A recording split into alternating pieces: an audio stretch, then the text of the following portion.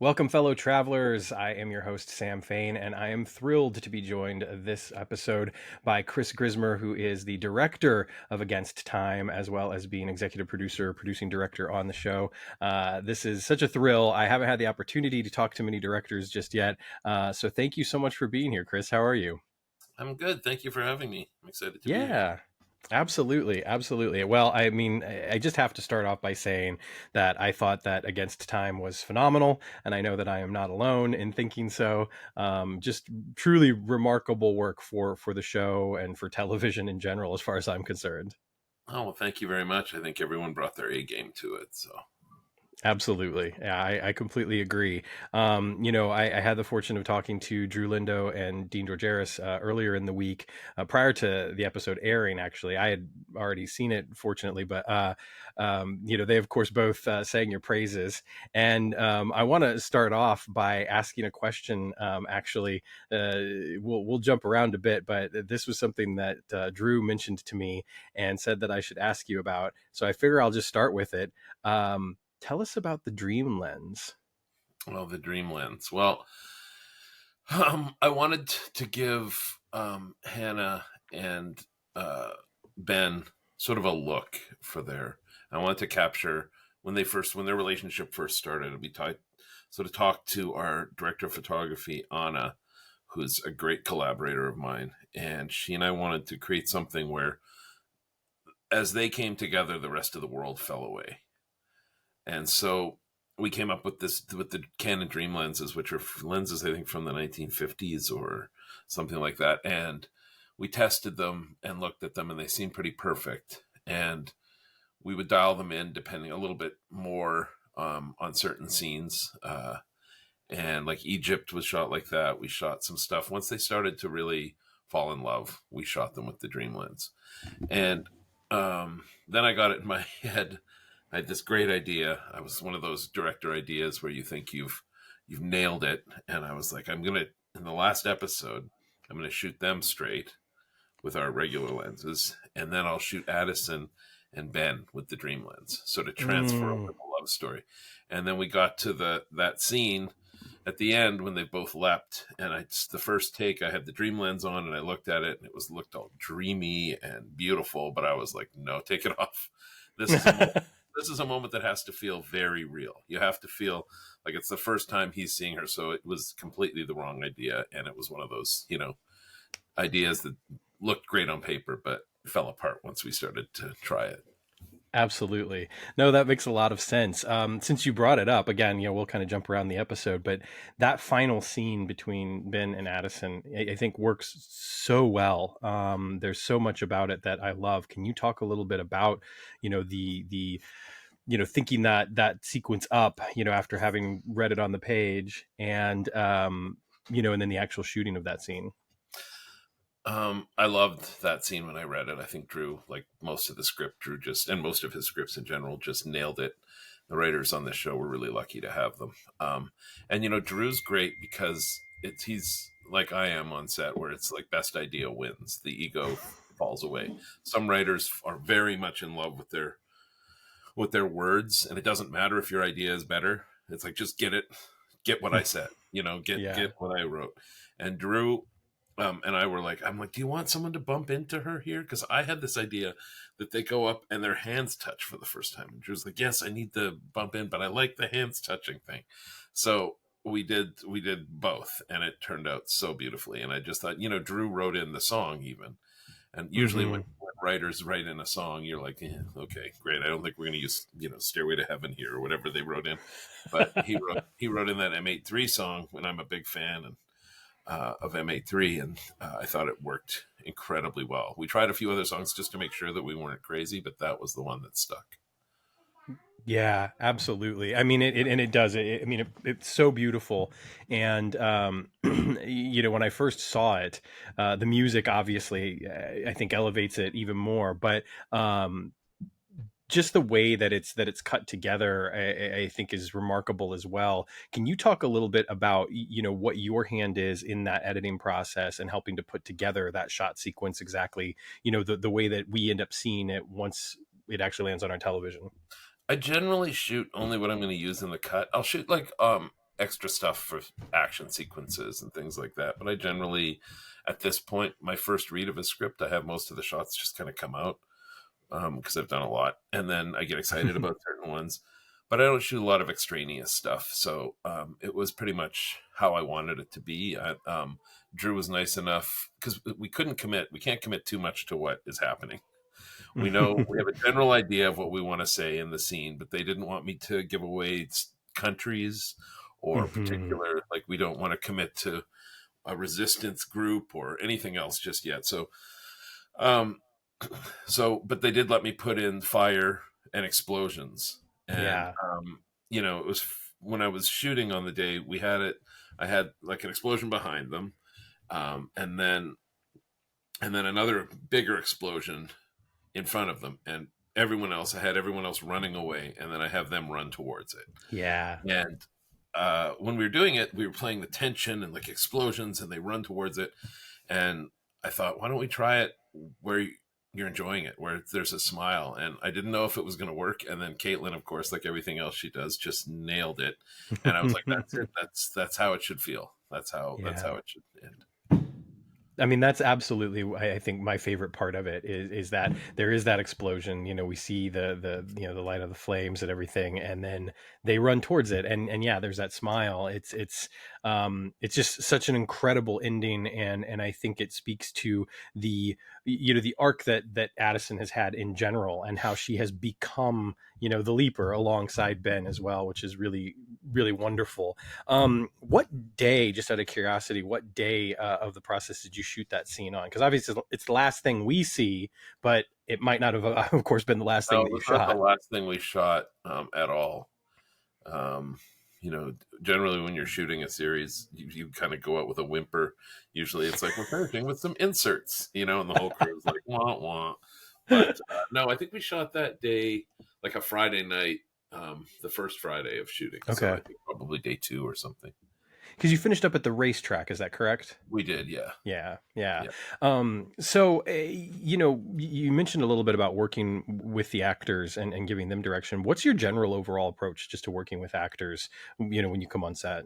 Well, I'm a big fan of actors. My parents are both actors. I'm from 200 years of Irish actors in my family. And so I enjoy working with them. I enjoy hanging out with them, talking to them, and directing them. Generally, I try to create a space where on set it's okay to try things, and you're not going to be noted to death. You're going to be able to do it the way you want to do it to start, and then I'll gently push things. Um, I'll kind of take what I see from them, and I'll try to add to it. And it just depends. Sometimes, you know, with Ray, uh, he'll nail it. Usually, he nails it, he gets it, and then it's just about trying some other things, or maybe let's try this one because he's so funny. Maybe we try this one where it's not quite as funny, or we get to play a bit. And this cast is like the dream cast for me. There's no big egos. No one's a diva yet, and so it's been pretty amazing. And some actors, if I don't give you notes, it means like, because I don't want to interrupt. If you've got it, I don't want to interrupt it even with a "that's great." I don't want to do that. And some actors, I feel like, if you're fairly new at acting, sometimes that'll be like, you feel like you're on a wire above the set and you don't know what's happening. I'm not getting any feedback, which I kind of like that too. So you end up. Um, yeah, I just love the process, and I love talking to actors and working with them. And I was an actor for a few years in an experimental theater troupe in Oh, Canada. cool. So I was not good, but I do enjoy it. So let's go back in time, appropriately enough, a little bit, because the first episode that you worked on, I believe, was what a disaster. Is that correct? Was that the first one I did? Yeah, I guess it was. Yeah, I mean, But you I produced the pilot, and I shot, like, in the second pilot. I directed the, like, all the car chase stuff and everything there. So I was a big part of the process up until, and then the first episode I directed was What a Disaster, and that was a combo episode of two episodes. Right, right. Well, so I'm so glad you mentioned that, because that was one of the things that I wanted to ask as well. Is that I know that that's the first episode that you're credited as a director, but I also know that you had been working on the show prior to that. So when you came into the show, um, can you kind of just describe what your overall approach and maybe even vision for the show was? Because obviously at this point, I mean, I think that you've gotten a lot of credit. I know in conversations again that I've had with Dean Georgeris or Drew Lindo specifically on the show, they've been on a number of times. They do credit you with a lot of kind of the, you know, just the way the show might look and feel. And so I'm curious as to initially what your approach was to the show, what your thoughts were about the show, and also if you had any kind of, connection, personal or otherwise, to the original series. Um, well, I'll answer that first. I did watch some episodes of the original series when I was younger, but it wasn't on my radar. I think I was in school during it, and so it wasn't really.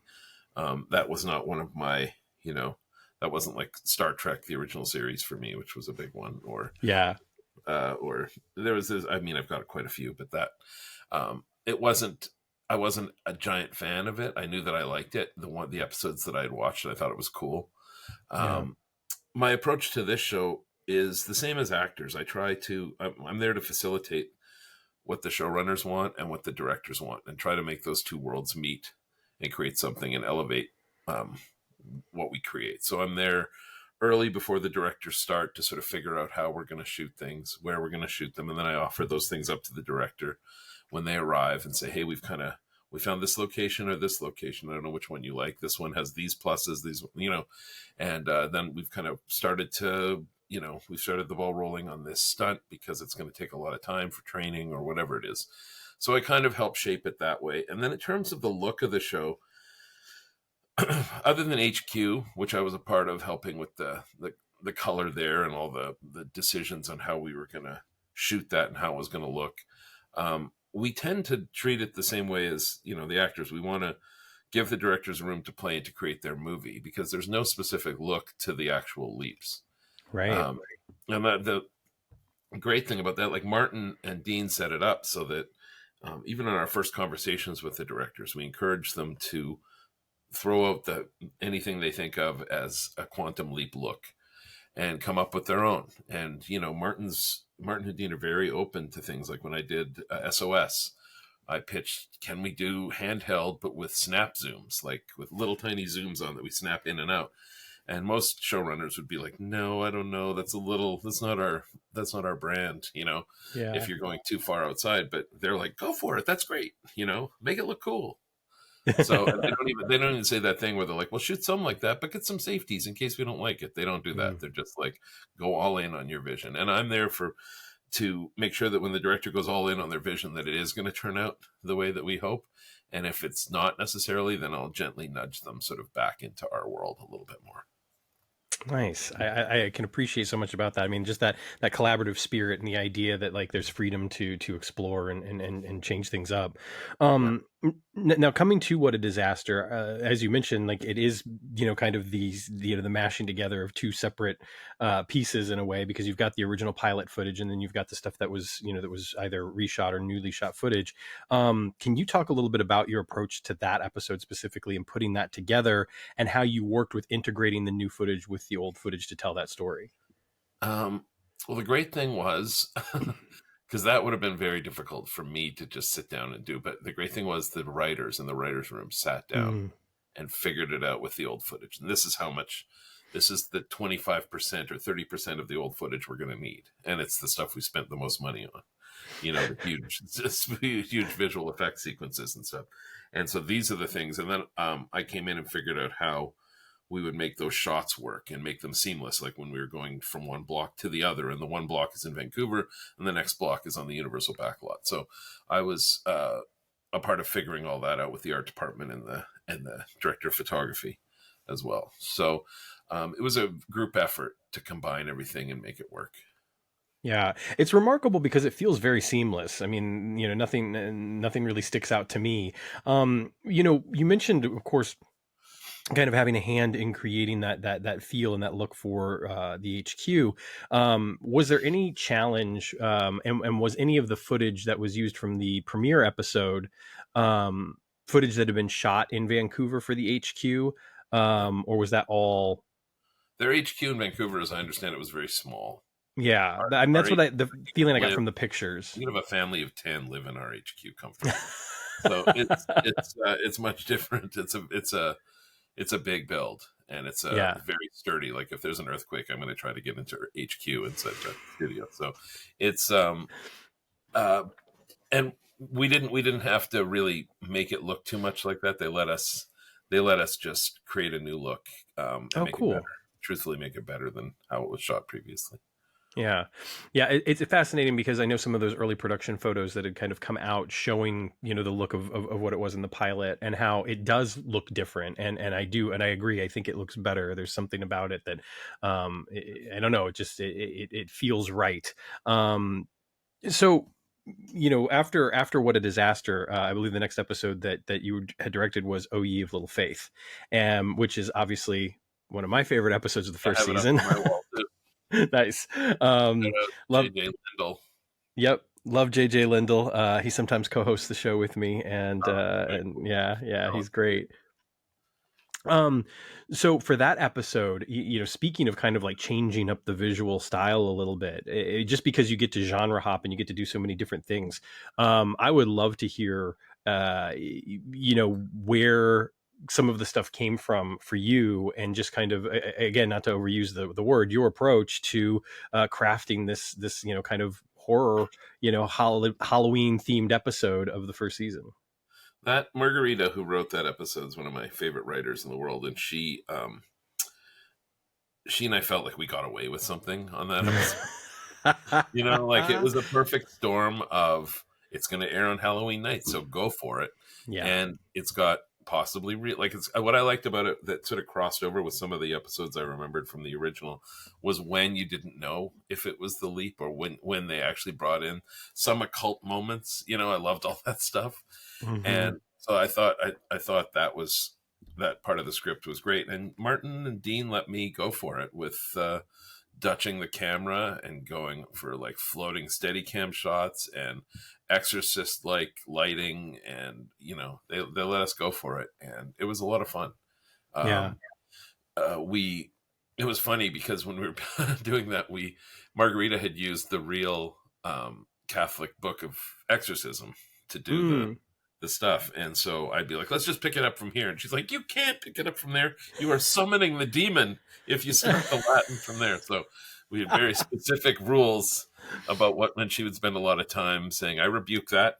And so it was a spooky set, but it turned out really well. I'm really proud of it.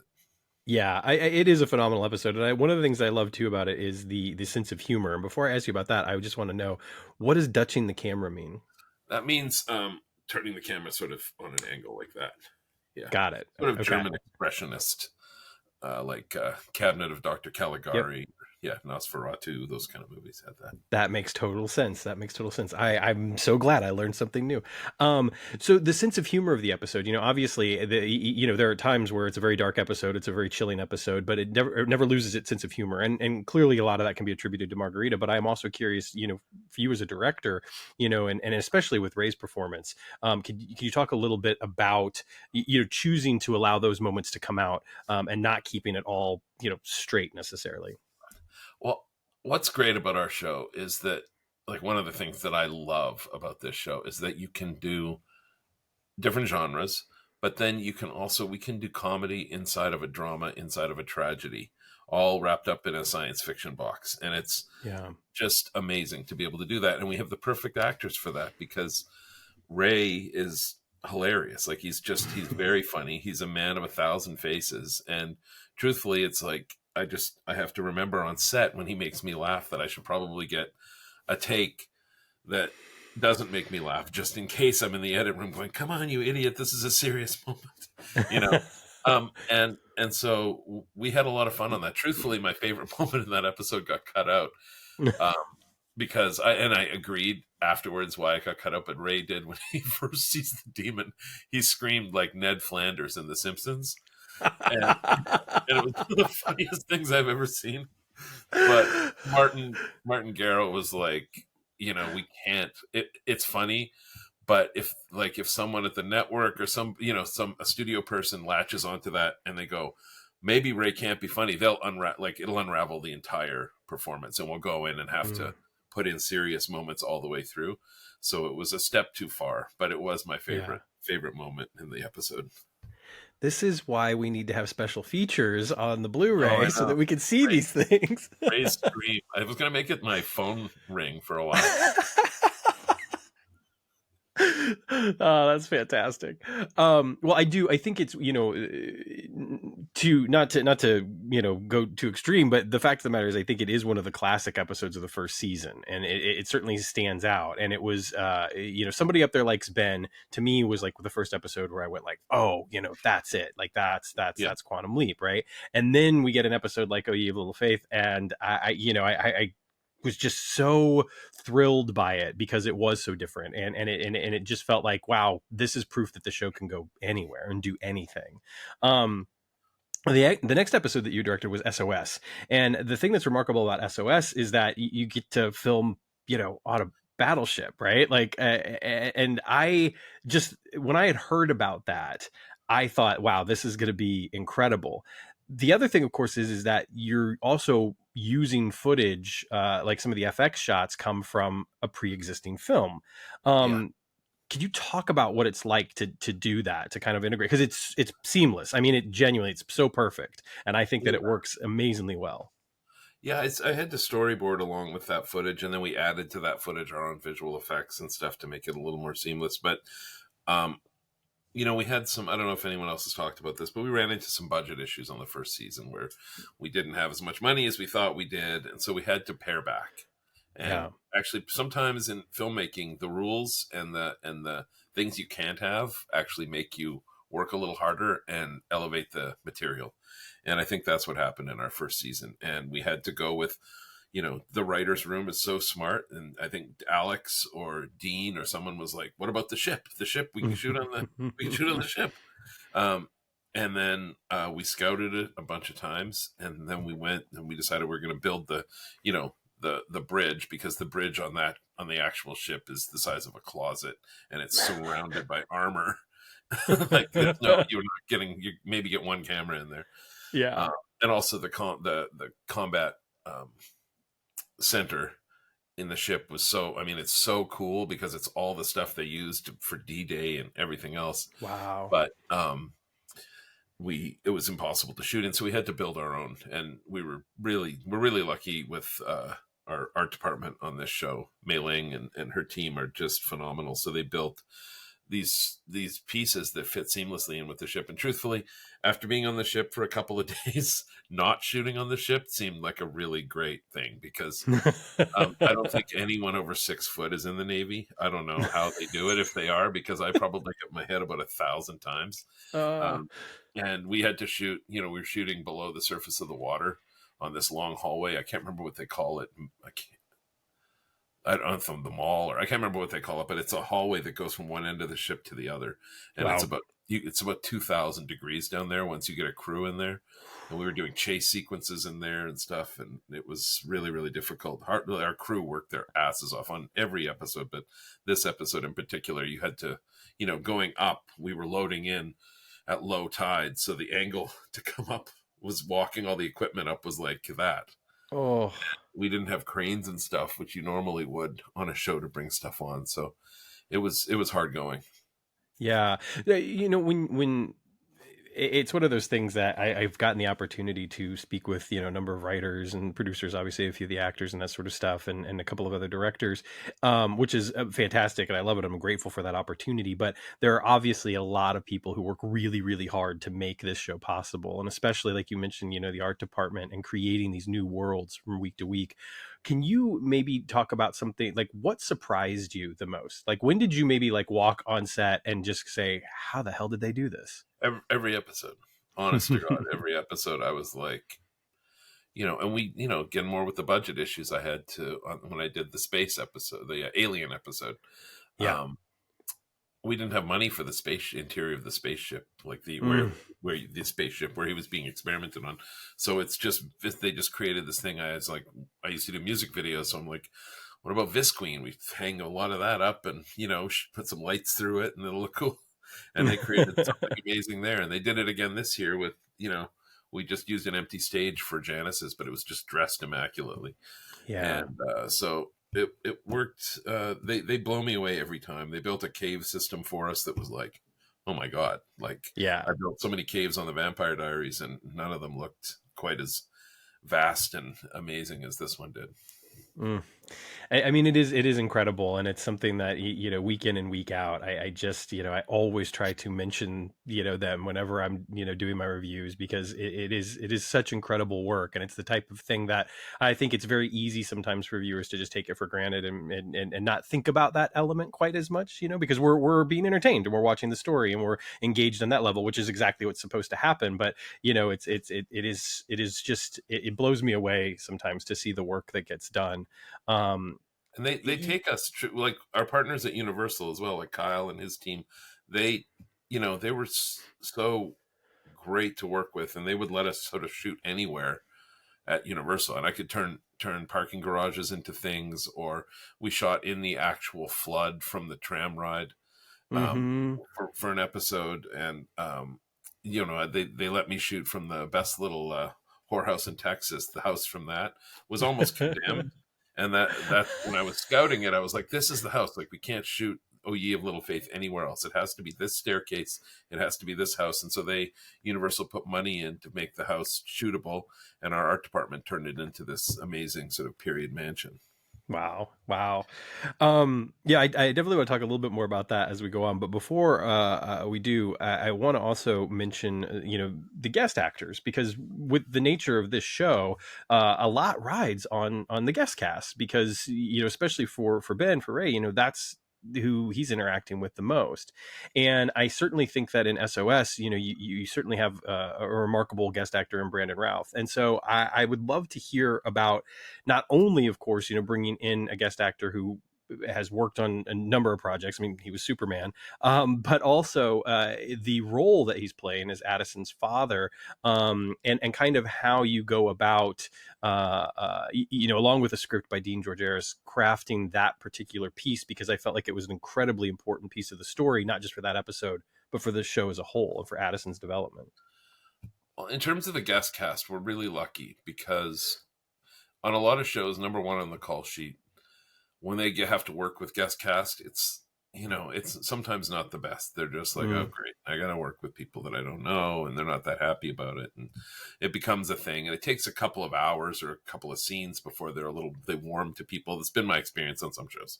Yeah. On this show, Ray is so welcoming and so warm, and there's not one moment where those people don't think, like, when they arrive, they're making their movie, and they are part of Quantum Leap, because he doesn't act with, he doesn't really get to act with anyone but the guest actors and Caitlin. So, except on rare occurrences, which we've seen in the last couple of seasons, it's his. And I wrote him a note and asked him, like, why is this? Why, how are you so welcoming to these people? Because it really affects the show. It really is the reason that our stories take such a great life on their own. And he attributes it to being a guest actor for so many years himself, that he knows what it's like to walk onto a set and to be the stranger there, and to be like, walking into a family and being like, hey, can I be part of this family? And sort of being on the outside. And so it's his spirit that kind of helps that.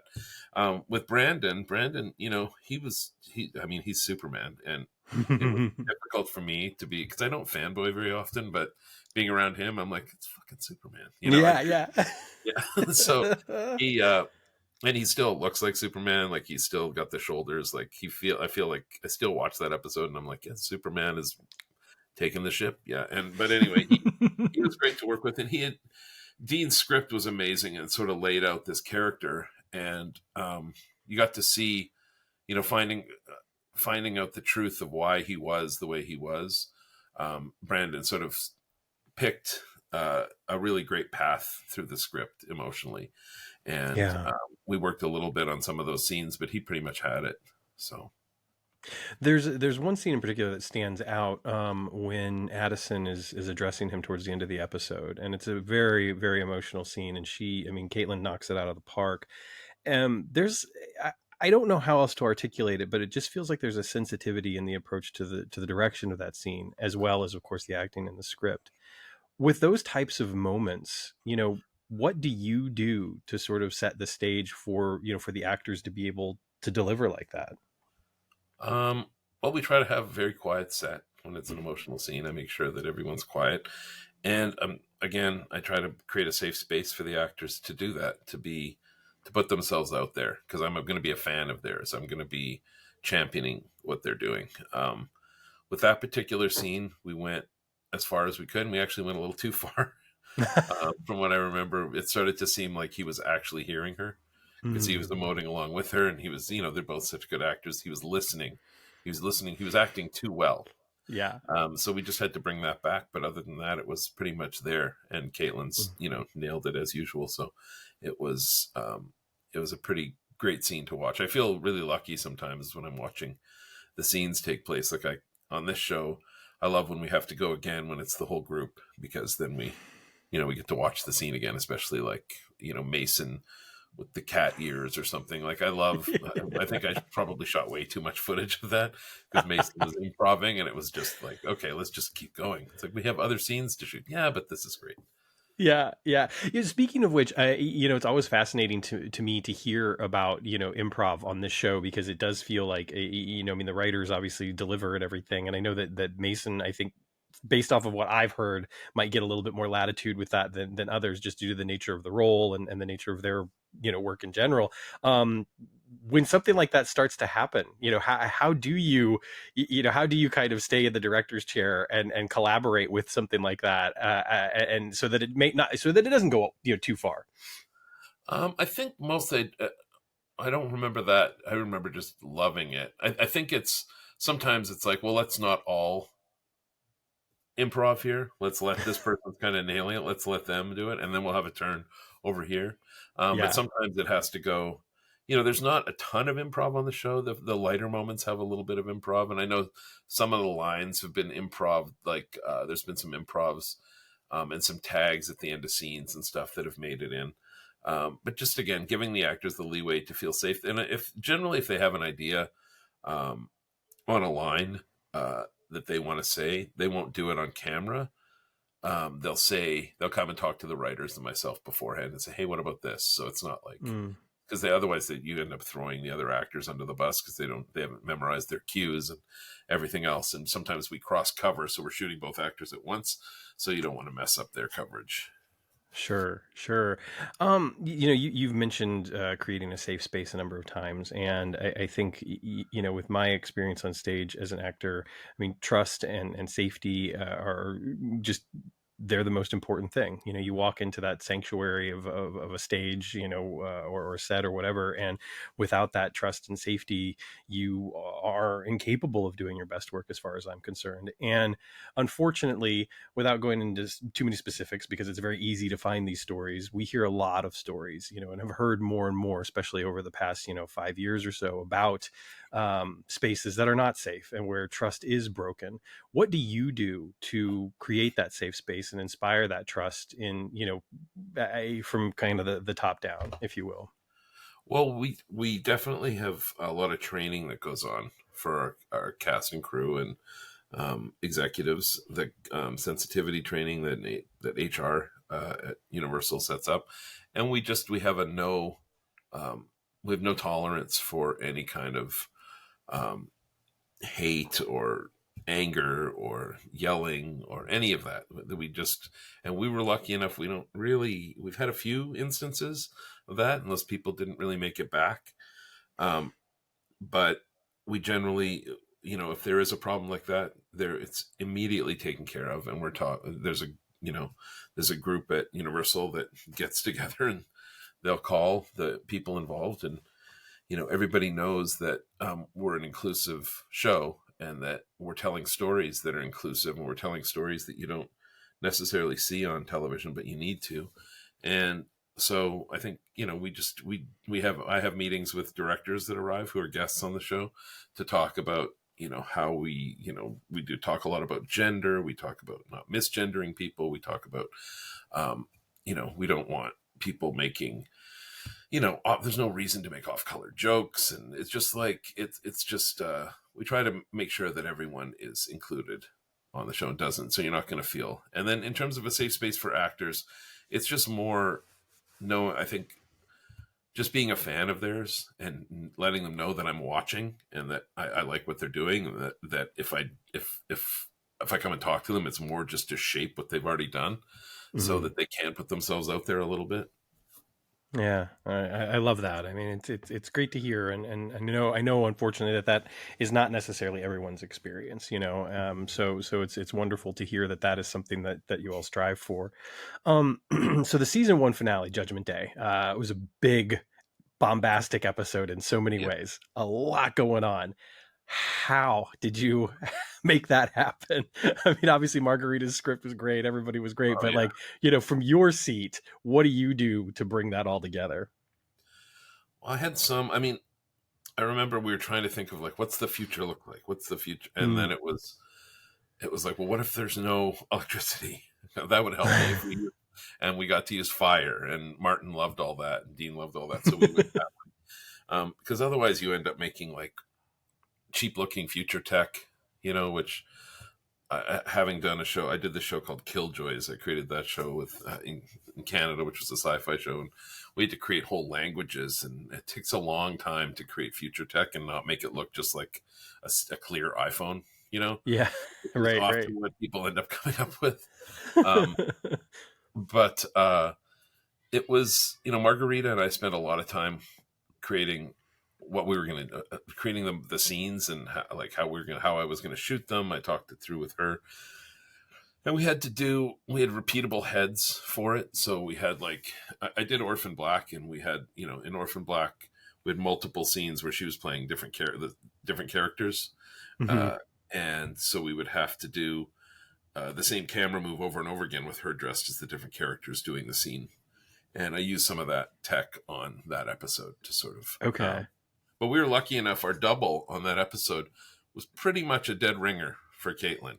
And so there's scenes, if you look closely, it's not a visual effect; it's the double. Wow. It's just like she runs out, and it looks like Caitlin. But so I was like, we don't need to use the other, you know. Yeah. So it was we lucked out on that, but that was a really difficult episode to do, but it was very satisfying. I loved that episode. Yeah, yeah, absolutely. I mean, I think that the storytelling and just the way that it brought everything together for the first season, I really, really loved it, and I love the emotional tone of it too, and the way that everybody kind of had to come together, and obviously you have the three ends, and you have Ben going back to salvation, and someone that he has helped is now in a position to help him, which is lovely as well. Any other stories or anything you remember in particular that stand out to you about that episode? What did we? Oh, the way we shot some of the fight stuff. Martin and Dean loved my pitch Oh for that, yeah. which was I wanted to use. Did you ever see the movie Upgrade? No, Great, actually. great sci-fi movie, amazing sci-fi movie about an AI implant that obviously is going to become more and more as Elon Musk, evil Elon Musk, takes over the world. We will see more of that. But the Upgrade is about a guy who gets that, and they shot the fighting in that. I sort of mimicked it where we taped an iPhone to the chest of the actor, and the iPhone would speak to the gimbal on the camera that the camera was on, the camera robot, and wherever the actor was in space, that's where the camera would be. So it's locked to how they're facing in space. So if somebody gets flipped, the camera goes 360 degrees exactly with their Yeah. body. So I shot a Yeah. lot of the action scenes with that, and with the evil leaper, and I loved doing all that stuff. I thought it was really, really fun to do. Yeah, I can, it's funny now that you mentioned that. That's one of the things I remember pointing out in our review, because it was so dynamic and so kinetic, and it just like, it really, really was engaging on a different level than some of the other fight scenes that we'd seen in the series, or just, television in general, quite frankly. Yeah. Um, do you sometimes feel that part of your job, because I feel like your episodes especially, and I mean the show in general, but frankly, I mean your episodes especially, always feel a little bit a cut above what you normally see on television, especially network Thank you. television. Thank you. Yeah, I mean, I try to elevate everything and push everyone to elevate. Usually I'll have an idea, and someone will come in and take my idea and make it better. So we have a great team that helps with that.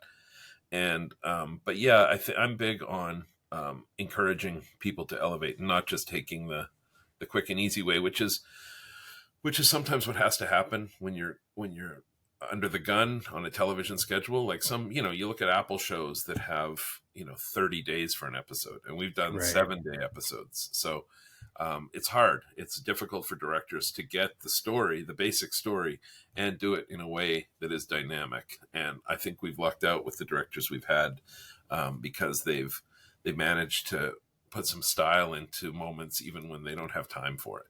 So, and our Yeah. DPs as well. Our two DPs right now, Anna and Alicia, are just, they're not, especially like I've worked with Anna mostly, and Anna won't let me leave a scene. Like she won't, like it's a fight for me to cross cover because she thinks it doesn't look good. So I'll have to go, I'm going to break your heart right now because we have to, and she, like, even when we were doing the finale this year, she was upset because usually when you're shooting, you try and shoot towards the sun. So there's beautiful backlight. The Mm. racetrack was built where the stands were directly opposite of where the sun goes. So the sun was behind us all the time. Luckily, it was cloudy. Otherwise, we'd still be shooting it. But she was so upset. Why do they build it like this? So it was, Yeah. we have a great team that helps elevate everything as well. Yeah, I mean the just the visual of the show, I think it has its own language. And can you talk a little bit about helping to kind of create that language, even though they're like you said, you don't necessarily want the leaps to all look the same. They need to have a different feel or whatever. But that said, there's still, I think the show has grown into having a little bit of its own visual language. And can you talk a little bit about that? Well, I think we go a little closer on our close-ups than most shows, so I think Mm, that's a big part of it, and that's from Martin. Martin and I would, I like close-ups, but I'm always of the mind that if everything's super close, then it means nothing. yeah. But I've been found wrong on this show. I've been proven wrong because I feel like we go very close, and it really does help tell the story because you get to the inner life of the characters in a great way. And we also Yeah. go very wide. So we have big architectural wides. And that's kind of the language. We sort of we want to see the environment. We want the spaces to be characters in the show. So we encourage the Mm. directors to shoot wider than they imagine they should. Like hold the whole building in your shot. Don't just hold the characters. Get the architecture, get the scenery. So Yeah. There's also like a care and a patience, especially like to those close-ups. Sometimes, I feel like we get, very long takes as opposed to it, lots of edits and cuts and that sort of stuff. We get to actually live in that moment with the characters. Sometimes even after they've, stopped speaking, another character will start speaking and we still stay on their face. Can you talk a little bit about the decisions to do things like that? Because again, it does not seem like something that we often see. You think of like other shows, the Law and Orders, the Grey's Anatomy, all that sort of stuff, and there's always a lot of quick cuts, and even in scenes where two people are talking, it's just bam, bam, bam, bam, bam. And in this show, it feels like we get to really rest on someone's face for a while and not just have that happen every second. yeah, I mean, a lot of that can be attributed to Martin, because a lot of shows the showrunner wants all the words on camera, and Mm, Dean and Martin are not like that. They want all the emotion on camera, and the emotion sometimes isn't where the words are being spoken. Sometimes the emotion is on the person who's listening, and so they yeah. allow us to go back and forth between that, and it doesn't come out as very cutty. It doesn't come as and what's great is we shoot too much sometimes on our show. Sometimes we shoot too much, and then we're 7 minutes over, 8 minutes over, and I'm always like, oh God. On most shows, when you're that over, you know that the writers are gonna jam every word in, and it's just Mm, gonna be like you're not gonna have any elegance or any, you're not gonna have any sort of moments where you get to live with the characters. But when Martin goes in and he cuts out stuff, he's ruthless. He's like, well, we don't need these words, and we want to feel this emotion. So I'm always pleasantly surprised when I see the cut and he's gone through it, and what I think is going to be now super fast and not have as much elegance is generally I'm pleasantly surprised. Yeah. It's interesting because I know this isn't necessarily an episode that you directed, but thinking of the family treasure 210 from this season, there's a moment when they're in the caverns and, you have the three other characters, Ben and the two siblings speaking, but the focus is all on Addison, even though Yeah. she's not saying a word, and it sits with her for a while. And it was so striking. And I loved it because, of course, Caitlin's telling a story just with her face, that doesn't even necessarily have anything to do with what's going on in the background. Um, can you talk again? I know you didn't direct that, but can you talk a little bit about choices like that and kind of how that relates to what you were just saying about being able to, take that time, especially when a character's not even talking? Well, Martin's our main sort of show. He's the showrunner in the. I think Dean runs the writers' room and Martin runs sort of post. Mm, They both collaborate in the writers' room, but that's sort of the responsibilities. And Martin's taste in the edit room. That's probably where that take comes out of. I'm not completely familiar, but I know that he does like I said, he likes to live with the emotion and create those moments as opposed yeah. to just living with the words. And the style of it is great because it's allowed us to set up shots like that where we just leave characters and go to the person who's listening, who we want. Like I did that on one shot when Ben's talking to Jeffrey in this. Mm, The whole shot didn't make it in, but we just leave Ben in the middle of his sentence and go over and find um, Addison. We also have, one of our directives, one of the styles of the show is also to get some takes where we do move the camera more. We encourage the directors to move the camera more and not move the camera for words, but move so that you get half the words and you go and see how they're landing on the person. So we have those options in the edit room. mm. I mean, I think it's incredibly successful. I know for me, it's very engaging, and again, just with my background, I love being able to see, having the opportunity to see the actor kind of act between the lines is always fascinating to me, and I can appreciate that storytelling because I think sometimes it's almost it's because it is neglected in some cases. You do lose some of the storytelling because the story isn't always the words, right? Like it is Yeah. the reaction. Yeah. So going back again to what you were saying about those, having those wide shots, those super wide shots in closure encounters. One of the things that I love is the amount of times we get to see the whole town. There's just something about that really drew me in. And you talk a little bit about that and the decision to be able to show everything in that way. Um, well, that's the town from WandaVision.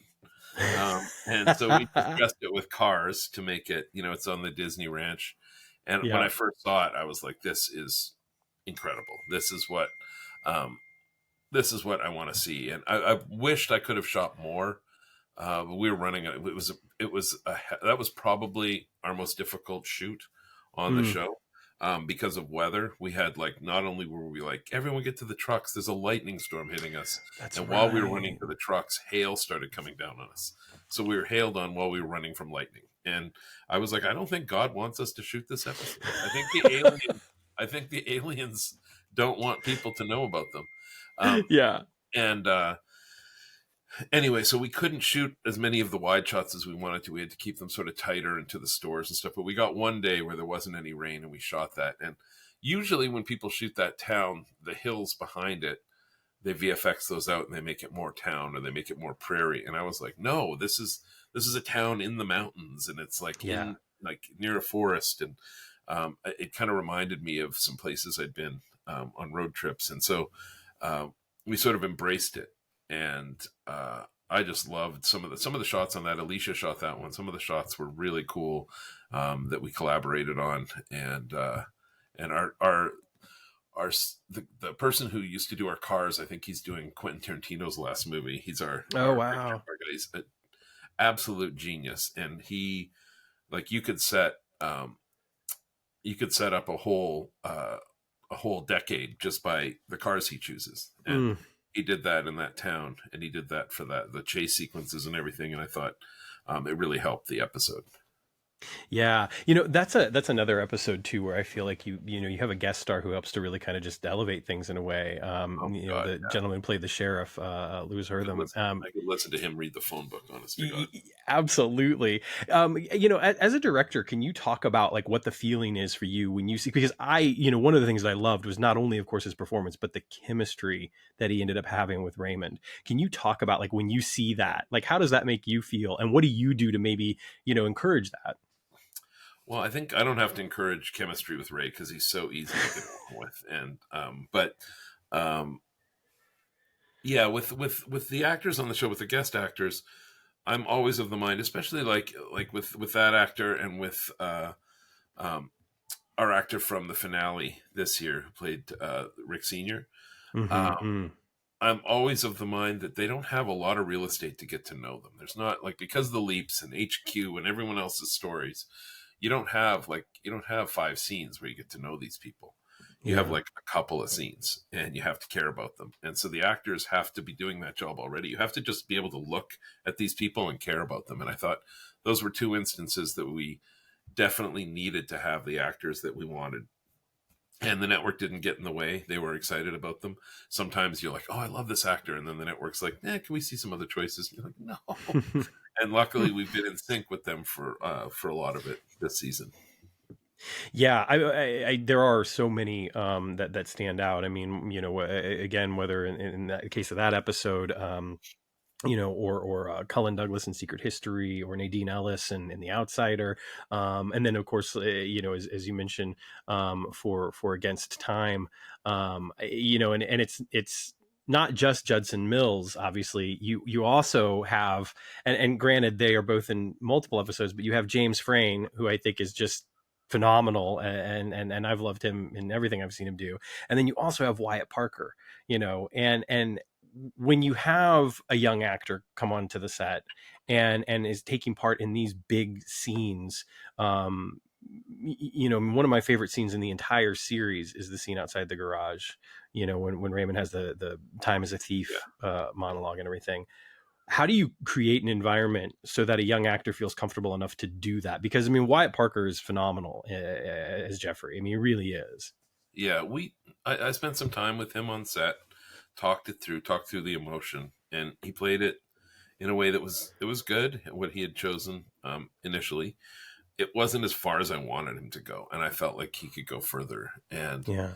so I pushed him, just see what it's like if you scream at him, and it just that started that peak started the waterworks and just kind of underlined the scene. It got right. I didn't expect it to go as well as it did after that, but it worked really, really well. And so, I helped him along with it. But he's such a good actor, and he's right there. And he really listens not only to the direction, like he understands that direction isn't criticism, which young actors sometimes they come on and when you talk to them as a director, they feel like they've done something wrong. Oh, the director's Yeah. talking to me, and they haven't received the training where it's like the director is there, like you're going to get credit for it.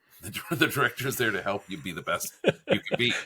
Yeah. Um, so there's still some older actors that are like that, like, oh, you didn't like it. It's like, well, no, that's not what I'm saying. I'm trying Right. to help, Right. helping you shape it. But we worked on that, and he was fantastic. He was really good, and it helped Ray's performance, honestly, too. The two of them really played well together, and Caitlin. Yeah, yeah, I completely agree. One of the things that I want to talk about, obviously, is the character of Hannah and Eliza Taylor, because Closure Encounters, that's her first episode, and then Nomads, of course, is like that's a big episode for Ben and Hannah. When bringing in somebody who's recurring, right, which is unique for a show like this, because you don't always get that opportunity with the nature of the leaps or even the HQ story. What did you do, especially on Closure Encounters, to kind of bring Eliza in? Because I think just from the first moment she's on screen, and part of that's her, right? I mean, she just has Oh, that thing, it's but all her. Yeah, she's yeah. fantastic. And she and Ray just, she's just a lovely human being, just absolutely lovely. And she and Ray, they're both such sweethearts, and they got along well, good senses of humor. So it was, and we were under duress for a lot of that. That diner was leaking water. Like Oh, there were wow. places we couldn't sit, and you couldn't don't put anything electrical over there. And so she was a really good sport, and she was instantly felt like she was part of the, like, absolutely instantly felt like she was part of the family. And then Yeah. to the writer's credit, they went there with her character. They let it slowly, when we first shot it, I wanted to make sure that we shot her in a way where we didn't telegraph too much that they were going to be in love, but I wanted you to, not that you need me to help you remember Eliza Taylor, but um, but I wanted you to remember her from the first moment you saw her. Yeah. Yeah.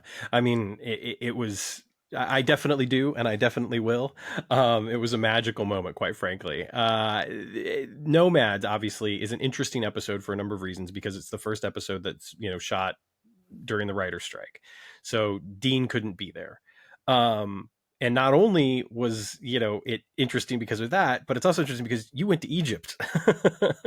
Can you talk about shooting in Egypt and what it was like to do that episode, especially knowing that, you know, your writer can't be there, and normally the writer is on set in this show. So like, what was that process like for you? And did it feel different at all? And was there a different vibe in general because of that strike? And maybe also, of course, the idea that there could be an actor strike looming as well. Yeah, well, before the strike, about a month before the strike, when they knew we wanted to go to Egypt, Martin and Dean sent me to Egypt by myself with this line producer, Rhett, who's like he's exactly as his name sounds. He's a line producer who, like, if you need a motorcycle chase for Mission Impossible in Zimbabwe, he'll figure out how to do it. Wow. So he and I went to Egypt together and we scouted. And Dean had some rough ideas of where he thought, and then he had some scene ideas of what he wanted, where he wanted scenes to take place. And so I photographed things there, and I'm like, well, what about this? And I'd send them back to Dean. How about we do this here? We could do this part here. And luckily, a lot of it got done before the writer's strike happened, and so Yeah. that it was kind of locked in. And then, truthfully, while the writers were on strike, even though they told us to keep shooting and everything else, and there was a group of writers that were trying to shut us down. Oh, And wow. so we came very close to being shut down a couple of times where they were going to picket so our trucks couldn't land. And I felt like I was playing chess with a good friend, like trying to outsmart them and get the trucks in so that we could finish. Because I was like, if we finish this show, there's a better chance of us coming back for a third season. So it helps Right. everyone and the crew and the writers and everything. So luckily, there's no way to picket in Egypt, so no one followed us there. So we ended up going to Egypt for the last few days, and it was like nothing I've experienced before. We Yeah. had the Egyptian crew. I only brought my first assistant director, Trailer, who's like a big part of the show, and Anna, our DP, and hair, makeup, and wardrobe, and the actors, and that was it. Everyone Mm. else was an Egyptian crew member, and they were amazing to work with, and they really helped the show. And it was crazy. Like, we were shooting in places where there was, a couple of thousand people watching us. Mm.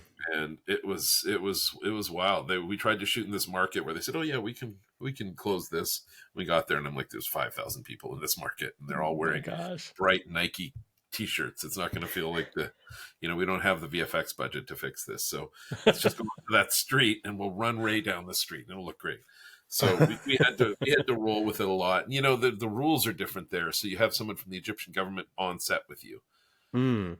Um, at all times, and they were reporting because we were in a decommissioned mosque for that scene with Eliza and Ben kissing, Yeah.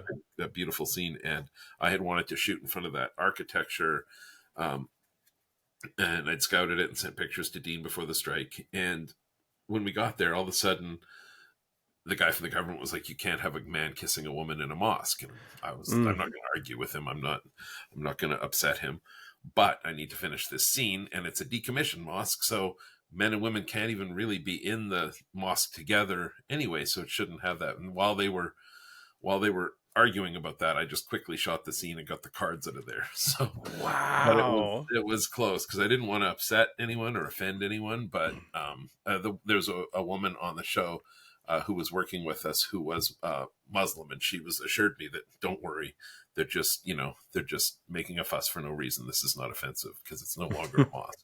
So it was, we very quickly shot the scene and got out of there. Did you feel any pressure at all, knowing that this could be the last episode that you would get to shoot for some time, and that it might be the last episode that you leave people with? And I mean, there was a great deal of uncertainty that maybe this would be the last episode of the second season. Maybe there wouldn't even be any more in a season two. Yeah, it was tense, and that whole strike was tense, and I still think we haven't quite figured out exactly what the impact of it was, as Yeah. everything's drying up, and it's not like, all the additional money that everybody got just comes directly off the screen now. So, um, so Right. it's great in some ways, but it's kind of the industry itself is kind of at a standstill to some extent. It's coming back slowly, but I don't know what it'll look like when it does come back, even all the way. So it was an intense time, and I was out there striking with them when I could be, and it was it was tense, but it was a really great experience to be in Egypt and finish the show there. It was quite Yeah. wonderful. Yeah. Yeah, I mean it's super cool. I mean it looks incredible. I mean the episode just looks amazing, and I've had the chance to talk to Eliza about it and talk to Caitlin about it a bit, and everyone just has such great memories of the experience because it was so different from anything that they had gotten to do I before. mean, and they let us shoot places that you're not allowed to even walk. Like we were shooting at the Wow. feet of the foot of the feet of the Sphinx, which you can't even really go hang out at as a tourist. So they had us, and they I had to say no to some amazing spots because there were these catacombs with probably the only thing I've ever seen in my life that made me think of aliens. Like the pyramids themselves, you get there and you're like, nah, human beings made these, but they have these. They buried these sacred um, sheep or no, sacred goats, like thousands of them, like hundreds of thousands of them, I think, in these Wow. giant marble caskets that are the size of my house, and look like the marble is laser cut. Like I don't know how they made these, Oh my and gosh. they wanted me to take a picture of me holding up one of them because one of them was cracked open, and so I did, and they go, now you're cursed, and I'm like, what? So it was Great. humor. But I just thought like it was a really cool place to shoot, but it would have taken us all day to get our equipment down there. We would have lost, so we had to pick places that were um, more easily accessible. Yeah, yeah. I mean, it feels to me like there's just so many stories to be told about that episode, and I can't wait to get through more of them, because I feel like I've had limited time to chat with people Yeah. about it. So I get to talk to Ray tomorrow, so maybe I'll get some stories out of him. Oh, But and again, I want to be respectful of your time, but if you don't mind, I do have a couple of more questions sure, no about problem. Against Time. So one of the things that's so remarkable about Against Time is that there's so much kind of riding on the resolution to the season, and whereas Judgment Day has, again, it feels big and bombastic and just, like the special effects sci-fi, Terminator 2 version of Quantum Leap, right?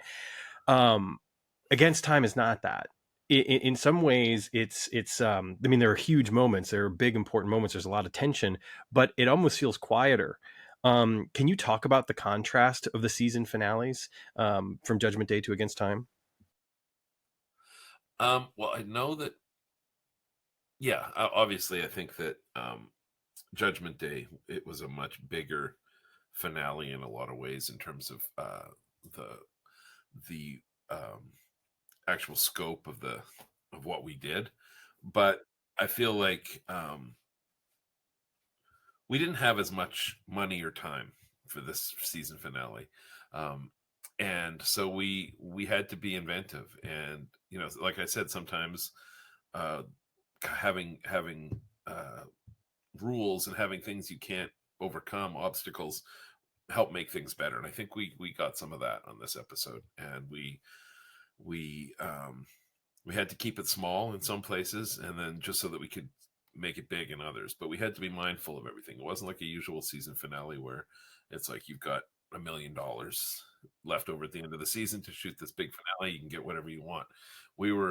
Our crew was, you know, horse trading for cranes and doing like, what if we return these lenses? Can we have this?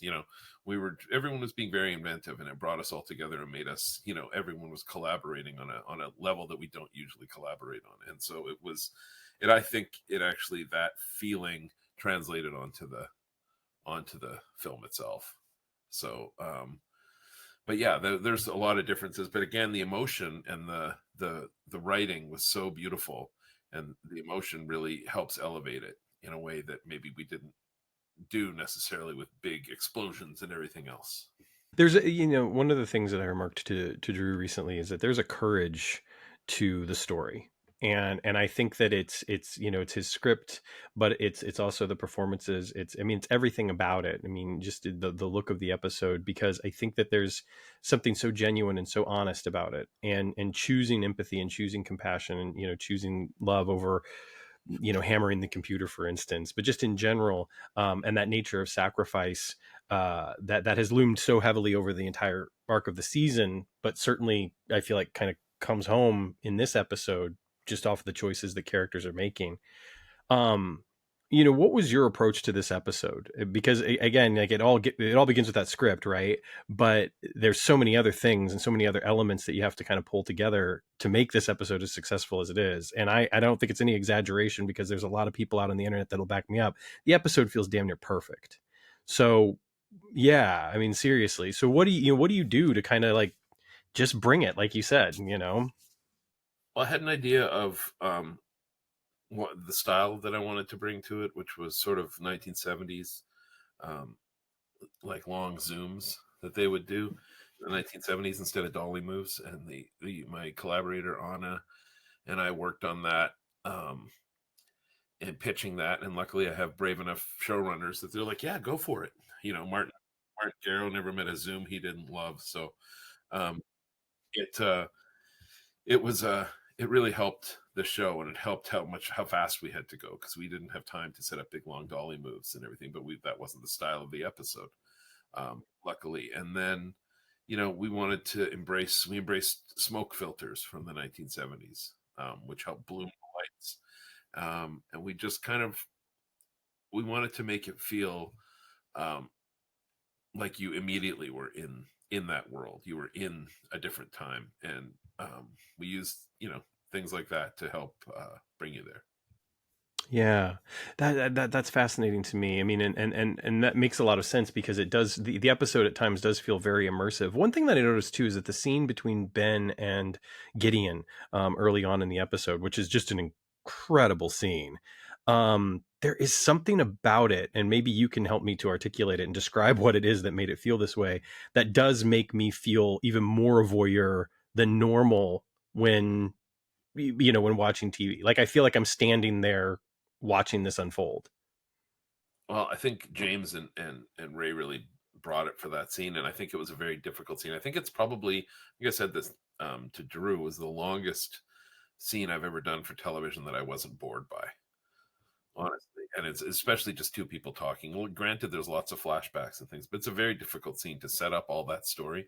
You're doing so much exposition and so much emoting at the same time, and it's really beautifully written. But that's a difficult thing to do. Exposition is notoriously, uh, an actors hate exposition, but this was so tied to the emotion that you had to nail both to get through it. And I think it frustrated James a little bit, because it's a hard thing to really get perfect, and he wanted to get it perfect. Pardon me. And he ended up channeling that frustration into the scene and helped even bring it up even a little bit higher. But we were doing, like, again, the long zooms, and then we were doing very close zooms on them as well, um, to make it, to really bring you into their world as we were going back and forth with that and the flashbacks. And then the flashbacks themselves, we used these lenses called Petzval lenses, which are old Russian portrait lenses that end up just sort of making it really feel like, I always feel like everything shot with them is like it's how deja vu feels, like it's like an instant memory. And so we use those to sort of capture the flashback feel. That's fascinating. I love that. I mean, it is always so interesting to me, the way that technology meets art in that fashion. And in a way, I mean, the way that I hear sometimes people even talk about lenses, like the lens itself is a work of art. Yeah, for sure. These are beautiful, like gold metal lenses. Wow, wow. I think that one of the things too that I loved about the episode is we get to see more of James as Gideon in this episode than we've seen prior. He's really only in two scenes prior to this. Um, we talked obviously about guest actors before. Was there anything different about working with James in this role, because we don't normally see, I mean, obviously we had Martinez in season 1, but we don't normally see like villains in this way. And I mean, he's Shakespearean. I mean, it's a revenge tragedy in so many ways, so I'm very curious as to what it was like to work with him. He's great. he's really really easy to work with. He's got a lot of great ideas for the character. He came in with a lot of ideas. He's thoughtful, and he crafted a character that you hated and cared about simultaneously. And I think he you saw moments of him. He played like I thought that the moment I was like, oh, blown away by was when after Jen was dead, I felt like I was watching a kid who had broken a lamp. Where it's like Ben did this, and he played it like a child who'd been caught doing something as everyone's looking at him. And I thought it was just such a interesting choice, and it really in the cut playing that with Jeffrey was, I thought it worked really really well. Mm, yeah. You mentioned Jen's demise, and obviously there's a lot of big things that happen in this episode. Um, how do you handle those moments? Because, I know things obviously get kind of righted by the end of the episode, but at the time, when I'm watching this, uh, you just don't know. And it felt like I don't think that this is gonna stick, but it could stick, and holy shit, is this what they're gonna do?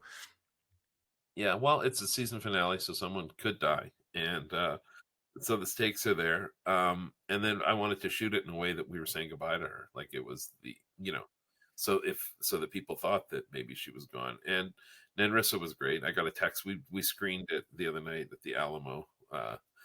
And I got a text during the sequence. Nenrissa hadn't seen it, and she's like, "The eyes open, dead, deaf," because we just shot it both ways. But she did such a good dead face with her eyes open that it was perfect. So had to use it. And Drew had written it like he said that yesterday.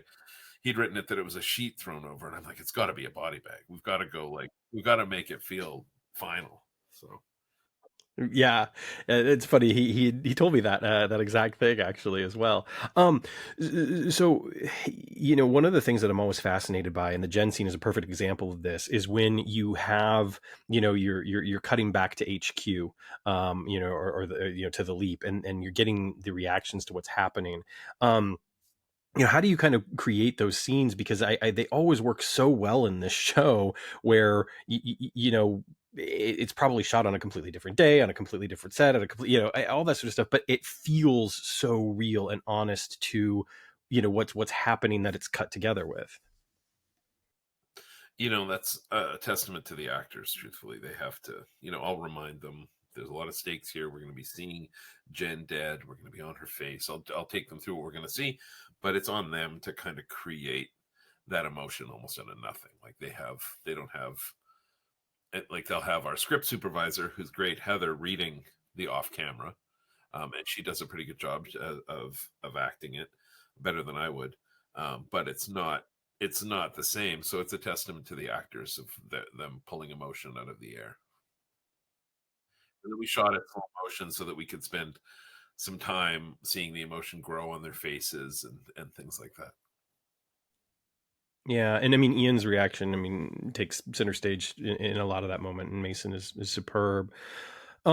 You get the opportunity during the kind of what I've sort of dubbed the Renegade project scenes, where you have this group of people that are brought together with this singular purpose, and by the time you realize that purpose could basically be their sacrifice, like they are going to sacrifice themselves for a better timeline. Um, and it all results in this beautiful scene where again, as I've sort of described it, the world almost leaps around them. They're not really leaping, but the world is changing around them, and they're holding hands. Drew told me that he showed you a scene from a television show that was on the network that his show used to be on, that he worked on, the 100, or 100 rather. And he showed this scene to you, and it's sort of like, I want something like this. I want you to do it your way, but I want this, but better. And he told me that your response was, "Oh, I directed that." Yeah, no, it was funny.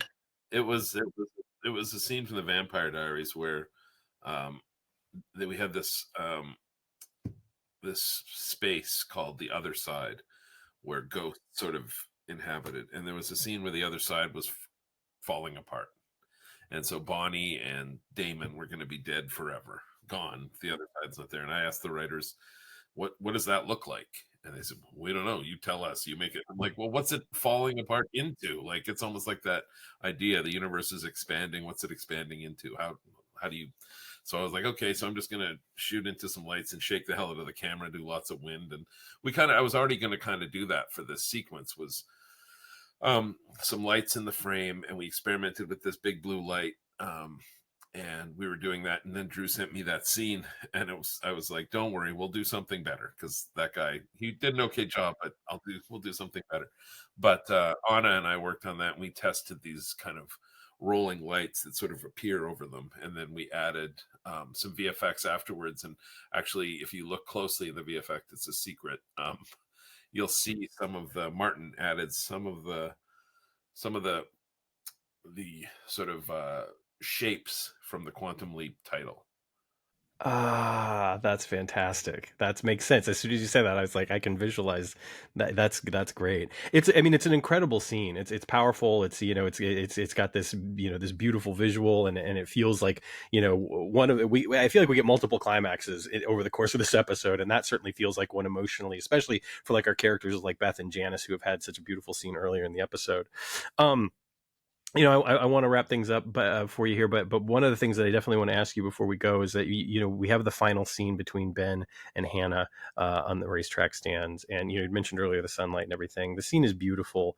Can you talk a little bit about the decisions, because there's almost a quality to the lights, like it almost reminds me of like those fairy lights that are sometimes popular, and it's just gorgeous, and it's such a wonderful scene, and it's very simple. I feel like with Hannah and or rather with Eliza and Ray, that there's just a very like easy, honest quality about the whole thing, in spite of there being this big emotional weight to it. So I'd love to hear a little bit about the shooting of that scene.